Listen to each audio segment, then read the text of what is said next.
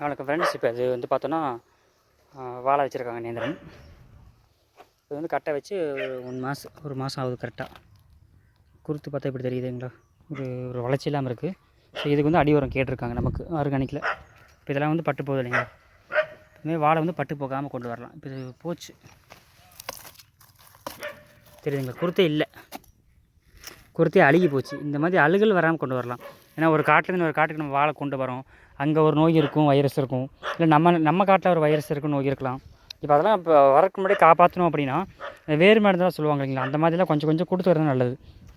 ஏன்னா அந்த காலத்தில் வந்து எருவு அதிகமாக போடுவாங்க, துளு உரம் போடுவாங்க, மாட்டு எருவு போடுவாங்க, காட்டை வந்து ஓட்டிகிட்டே இருப்பாங்க. பணம் சம்பாதிக்கணுன்ற ஆசை நிறைய பேருக்கு வந்து ஃபஸ்ட்டு இல்லை. ஆனால் இப்போ மாறி போச்சு இல்லைங்களா, அப்பப்போவே போட்டு எடுத்துகிட்டே இருக்கணும்னு ஆசை வந்துருச்சு. இதெல்லாம் அழுகி போச்சு தெரியுது இல்லைங்களா, அழுகிருச்சு அவ்வளோதான். இந்த மாதிரி நிறைய கட்டை வேஸ்ட் ஆகும். ஸோ இந்த மாதிரி கட்டை வேஸ்டேஜ் ஆகக்கூடாதுன்னு நீங்கள் நினைக்கிறீங்கன்னா நமக்கு வேப்பமனாக்கோட கரைசல் கண்டென்ட்டு ஒன்று ஆட் ஆகும், ஆமணக்கு அந்த மாதிரி ஆட் ஆகும், மென்டர்னு சொல்லுவாங்க, கொட்டமத்தோட கண்டென்ட்னு சொல்லுவாங்க. இதெல்லாம் ஆட் ஆகும். அது வாங்கி அதோட கரைசலை வந்து நாங்கள் கொடுத்துட்ருக்கோம். அது நீங்கள் போடுறீங்கன்னா இந்த மாதிரி பட்டு போகாமல் காப்பாற்றிக்கலாம். இது வந்து மொத்தம் ஒரு 500 வாழை இருக்குன்னா இதில் நியர்பை 50 போயிடுது. இந்த மாதிரி காப்பாற்றலாம்.